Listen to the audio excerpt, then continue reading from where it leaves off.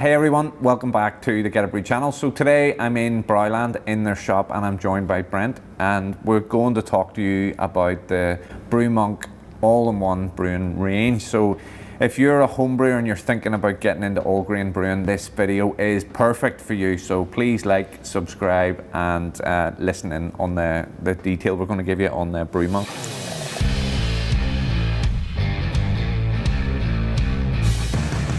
The Brew Monk comes in multiple different sizes. It's got multiple different pieces of equipment, but I guess the most important thing, Brent, is for the viewers is why should they choose Brew Monk? I think they choose Brew Monk just because it's just a very good price quality product. Yeah. It's solid build, Yeah. It's easy to use. It's an all-in-one system, so it's very space saving. Yeah. You can do 3 things in one kettle. You Yeah. can do the mashing, the boiling, chilling, you can do everything in the kettle. Yeah. And yeah, it's easy to use. You have those really good specifications for this pricing, so I think it's just a go-to product for the starting home brewer. Yeah. And even for the more experienced one, Yeah. because you can update your equipment and get very nice features for a good price. Brew Monk is a Brewland brand. You Yeah. owned, developed, researched it, implemented it. What was that process like? So we try to keep ahead of competition. We Yeah. just want to keep evolving, keep listening to our customers, because we believe we should listen to the market to keep adapting to their needs, because Yeah. you feel that it changes over time. And we keep doing these small improvements Yeah. just to keep being the best choice for Yeah. the starting home brewing community. And Things have changed for ourselves at Get a Brew. We have noticed that the beginner home brewer, it used to be they started with a bucket and an extract Yeah. kit, and now we're getting regularly people just jumping straight into Yeah. all grain brewing. That's why I think this video is perfect for them, because you Yeah. can say, if you want to jump into all grain brewing, what equipment do you need? So let's go through the range. So it's different in Europe because a lot of people buy a mill, and Yeah. and in UK and Ireland really as well. A lot of our customers buy pre-crushed malt, Okay. but the options now there if they want to crush their own malt at home with the Gorilla. So Yeah. just take us through the product. It's 2-roller mill. So what we try to develop also here is a good quality product for accessible for starting brewers and for the more experienced ones, because you can do over 50 kilos an hour. Okay. You need strong arms for this, but it's a very qualitative product. It's solid build. What we did is we developed the base plate Yeah. that is sitting right on top of a 30-liter bucket. Yeah. It's not moving, as you see. You can just crush Yeah. the grains without having this slide over. Yeah. It's really good attached to the bucket, and you can catch all the grains inside of it and Yeah. just tilt the bucket on your brewing kettle and start mashing in. Yeah. We have 2 rollers that are easy to set apart. So you have these little knobs at the side. Yeah. You loosen them up, Yeah. and then you can easily adjust the fineness of the crushing, Yeah. and then you tighten them up again, and the setting is fixed. Set, yeah. It's fixed. If you're first stage of the process, obviously preparing ingredients. So you order malt, hops, and yeast from Yeah. ourselves. You crush it if you've chosen a grain gorilla. Now there's 2 sizes. There's a 2-roller and a 3-roller. Yeah. What would you suggest is the difference between a 2 and a 3-roller if someone's undecided on what to go for? Is the amount of kilos you can do in an hour. Yeah. So when someone was buying a 30-liter Brew Monk, I would suggest they go with the 2-roller mill, because I think it has sufficient power and sufficient capacity for the amount of grain they need to crush. Yeah. It also has a good quality of crushing. Yeah. But when you would try the 3-roller mill, you see it goes a lot faster, and Yeah. your grain or your malt gets crushed 2 times. Yeah. One pre-crush, and then because you adapt the height of the bottom roller, Yeah. you can choose the fineness. Okay, So yeah. these 2 are fixed, and Yeah. then the bottom roller gets closer Yeah. to adapt your fineness of your crush. So this is Yeah. a more professional kind of approach, which I would recommend for people brewing more than 70 liters or more. Yeah. and you will get a slight more qualitative crush of it. Okay, so we've got our ingredients prepared, and then we're ready to start brewing. So we'll go through the all-in-one brewing system. So it's really robustly made. Yeah. Let's get that out at the start. I'm really impressed with the quality of it. It comes with a great guarantee from yourselves as well. Yeah, so we are very convinced of the product and the quality we build it, and that's why we do a 3-year warranty on it. Yeah. It's more than on other products, more than we should give from the government. Yeah. But we're so convinced of the quality, we just give a 3-year warranty. Yeah, so we have confidence in the brand. So if we take, this is a recirculation pipe, so I want to show the guys just the different components. So you can see one of the nice little additions here is a barb has been added to the end of the recirculation pipe. Why that's important is obviously you can add a little bit of silicone tubing to lie on top of the grain bed so that there's no wort aeration when you're recirculating. Yes, and true. also you can attach really easily to the counterflow chiller.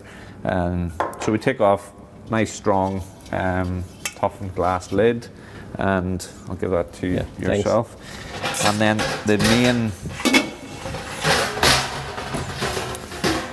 basket. So this is your grain basket. So you can see it's got 2-tiered perforated sheets on it. So take the top layer out, put your mash in, set that on top of it, and you can see inside the Brew Monk here as well that it has a bazooka filter, and obviously the heating elements are built into the base of this. One of the nice little features that I like is, if you can see, when this is full of grain, obviously whenever you're lifting it out, you have the option to lift it out in stages. So first stage, allow some of the wort to drain out of the grain, out of the mash, and then you can take that up to the next stage and let it sit there and drain out the rest of the wort out of the grain basket. So that's our all-in-one brewing system, the components. So a few of the benefits of this system. Brent, you're the best man for this because you helped design the product. So take us through some of the perks and benefits of using a Brew Monk. Okay, so some nice addition we have is the transparent circulation pipe. Yeah. Last year we upgraded it. We made it a reinforced one because when cleaning you can bump into things and it can get damaged. Yeah. So that's why we put this aluminium housing around it. Okay. So you can still keep on reading the volume that's inside your kettle. Yeah. Because when the pipe is in there, you cannot read it well and you cannot see your volume. Yeah. So now you can easily check on the outside. You don't have to open anything up. And it's still reinforced, so when you accidentally bump into something, it won't break to you. Yeah, okay. And the control panel, it's obviously angled so that you can see it. So most of the time you're brewing a little bit lower than yourself because you need to lift the grain basket out, it can be heavy. So a lot of people look from up, and that's why we tilted the screen, so you can always check on the temperatures and power settings. And it has a few features. You can do step mashing and you can program your recipe. Now, I personally like to just manually do the brew day, but I know there's an element, a lot of people like technology with brewing. So there's the option there to automate it where you can program in all the different steps and stages. Your hop additions, your temperatures. You can put a lot of different programs or brewing styles in it. Yeah. Milled or grain, mashed in, we're recirculating. We're going to need some sparge water or we're going to need some extra water. That's when this becomes useful as a sparge water heater. Yeah. So what's the benefits of this? So the main benefit would be that if you're building up your temperature, you're in the final stages of your mashing, you want to keep on going with that temperature graph. So you don't want to introduce the cold water to your grains because they're now at 70 or more degrees Celsius. Therefore, it's best to heat your sparge water up to 80 degrees or so to keep your enzyme activity right and to keep the temperature going up because otherwise you would also lose a lot of time when you would introduce water of 20 degrees to your wort. So it's better to keep on going with hot water. And also after your brewing session, you can use the sparge water heater to heat up your cleaning water. Just makes everything a bit easier. Yeah. It's probably, and it looks pretty cool with the rest of the equipment as well. It's always nice to have some hot water next to you when brewing, just for cleaning, for using in your brewing session. It's always nice to have hot water next to you. Yeah. It's not 100% necessary if someone's budget conscious. We could say they could use their home kettle and some plastic jugs and it's possible. Like but it looks great as part of the package. And if you're building yourself a little brew shed, we know you're going to want it. It's probably the best way of putting it. We've did the mash, we've recirculated, we've got the boil finished. We've two options, haven't we, for cooling with Brew Monk? Yeah, you have two options. Obviously, what you want to do is to chill your wort ASAP. Yeah. Because the longer you wait, the more risk of infection, and the longer you have to cool, the more water you're using. Yeah. So that's why we've came up with this counterflow chiller. Yeah. I think it's a great piece of equipment. It's very heavy. Yeah. It's also very solidly built. Yeah. We have two Gardena couplers, so you can easily attach your garden hose to it. Okay. A lot of people have it in the home. It's an easy way of connecting the water. Yeah. And then you have these 13 millimeter barb fittings that are the same as we use on the Brew Monk system. So you same can, as here. Same as there, same as on the tap. Yeah. So you can easily connect a silicone hose to it and just circulate your wort through it. Yeah. So why is this called a counterflow chiller? It's obviously because your wort goes in the opposite direction of your water. Okay. So it's two tubings inside of each other. So your wort is flowing through the inner tube, and the water is flowing through the outer tube. Okay. And so you will let go your wort through here and put in your water here. So it flows opposite of each other, and you get the maximum cooling capacity. So you can really chill it in 5 minutes or so, and get going with the cleaning. Yeah, and obviously there's a sustainable aspect then, that you can use the water that's generated from the cooling process for either another batch straight away, or cleaning down, to put the equipment away. Yes. Yeah. So the other option, just to show the guys, the other option then obviously is an immersion chiller. Yeah. We would have promoted the copper chillers, but we also stock these. I think copper conducts a little bit quicker, but the benefit of the counterflow is that you're not actually having to put this inside to cool. You're taking the wort through that and straight into the fermenter in a closed transfer. Yeah, and with the counterflow chiller, the wort is so closely to the water and it's constantly flowing against each other, so you get a lot of temperature changing with each other. Yeah. So it's so efficient. It's, I think, maybe 10 times more efficient than using a submersible chiller, but it's still a great option if you're on a budget or it's just what you prefer. You can go with a submersible chiller, but in my opinion, I really like this counterflow chiller because it's so efficient, so solidly built. I think it will never break on me just when you feel it. Yeah, no, the weight of it, you can tell it's definitely it's made of robust material. It's robust. So we have, obviously then, we've went through two cooling options. Then once you've cooled your wort to the temperature that you desire for fermentation, you need a fermenter. So that's where this little guy comes in. Right. Yeah. So it's a cool fermenter, stainless steel. It's got a few features as well that are a little bit ahead of the competition in our opinion. Yeah. So the dump valve would be the main one. Yeah. Obviously, it's a really nice functionality that you're able to dump your yeast at all times during fermentation, so you don't get those off flavors of the dead yeast cells sitting on the bottom. Yeah. So you can always purge off this yeast without a problem. And we have a sampling tap then, a temperature probe, and you've designed a little extra. Obviously, there's an airlock on the top of it, but you have this blow-off. So recently we upgraded to this 1.5 inch DC port. Yeah.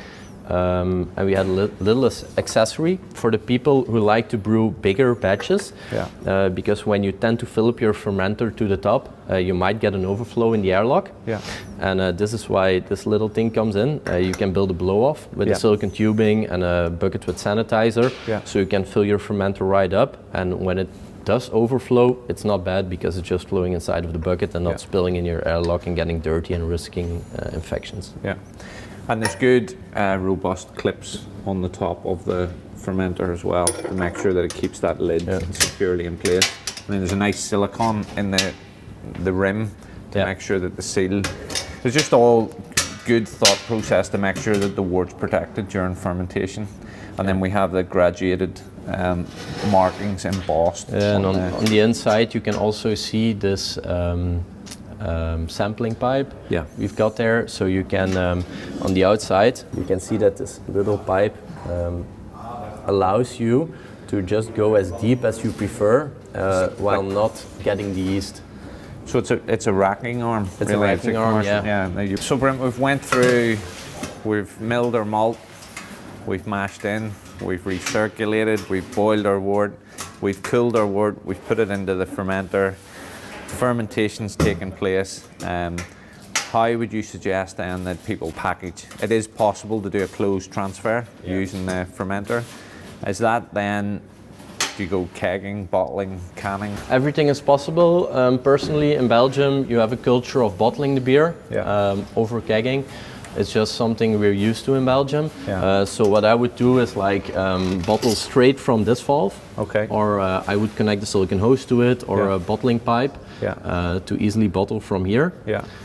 But you can obviously also just connect the silicone hose to it and do a close transfer by putting a very little amount of pressure, because the vessel is not pressure rated, but you can just put a slight amount of pressure to be able to get the wort out without introducing oxygen.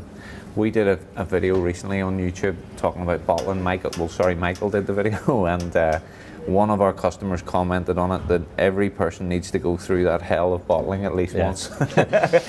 So for me now, I love home brewing, but I'm straight to keg, and then I put it in a kegerator because the whole experience is just so much more enjoyable. Bottling is probably the worst part for every home brewer because it's just a part where you have to clean a lot. But the experience of a brew day is it's a great experience. Friends round, a few beers, brewing. That's the exciting part. And it just, I like the dexterity of it, the smells, the touches, the aromas, the tastes. That's the bit that really appeals to me. It's like a sensory experience, you know. So we've a couple of extras that are available for people if they want them. The whirlpool arm, just take us through how that works. So what you will have after brewing is might get a lot of protein in the wort. So whilst chilling, they can settle down. But you obviously want them to settle down in a cone because it's easier to have more clear wort around it or young beer around it. So you can use this attachment to your brew monk, the whirlpool arm. What you want to do is just start pumping. So you can create a whirlpool with this, and then your protein will just form a cone on the bottom. So when you're tapping from the tap or pumping out later on, you will have clear wort coming out. Okay. Any tips to existing users on how to get the best out of the bazooka without getting clogging from proteins or extra hops? One thing I would suggest is we do recipe kits where we would seal the hops in nylon hop tea bags, so it really helps prevent that getting blocked. We like to do that too. We believe that putting them in a hop bag or in a hop spider or in a hop tube, you get the same result. You don't have to put your hops in loose, and it's better for the machine because you don't run them through the pump. You don't. It's just better to keep them in a hop bag. It will give the same flavor, but you can just keep the dirt out, and it's better for the equipment. And a good tip is to use a really good quality cleaning solution and maintain the equipment. So at the end of the brew day, I know sometimes when you've spent 5 or 6 hours doing a brew day, you want to just go and do something else, but it is important to spend 10 minutes and use the hot water that you've generated from the chilling and make sure you give the machine a really good clean. So I really recommend to people that cleaning the brewing kettle is one of the most important things because you've built a solid piece of equipment. You spend some money on it and you want to last it for years, and it's no problem. The machine can go for years. and we see it with some people. We know that they're cleaning correctly. Yeah. We see them using it for years and years and years, and it doesn't break on them just because they maintain it well. We would recommend cleaning with Chemie Pro Wash and circulate it through your pump to get all the sugars, proteins, everything out of the pump, so it doesn't get clogged. And next time you can just start with a very clean brewing kettle. So you have an exciting job here at Brewed, where you're involved in product innovation and development. Yeah. Can you tell us what's coming for Brewmonk, or what are you working on? Give us some teasers, maybe. No pressure that the camera's pointing at you. It's hard to say what we're going to develop because obviously competition is watching. Yeah.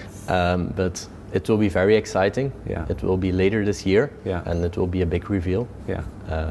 And that's good enough for now. That's good enough for now. We're really committed to the Brewmonk brand and our relationship with Brewland, and this is genuinely an impressive setup. The build quality is excellent, and that's shown in the warranty. It's available in multiple different sizes. If you have any questions, don't hesitate to reach out to us. We'll be more than happy to help you, as will the team here at Brewland. So thanks so much for watching. Thanks for your time, Brent. No problem. Until next time, happy brewing, guys. Bye.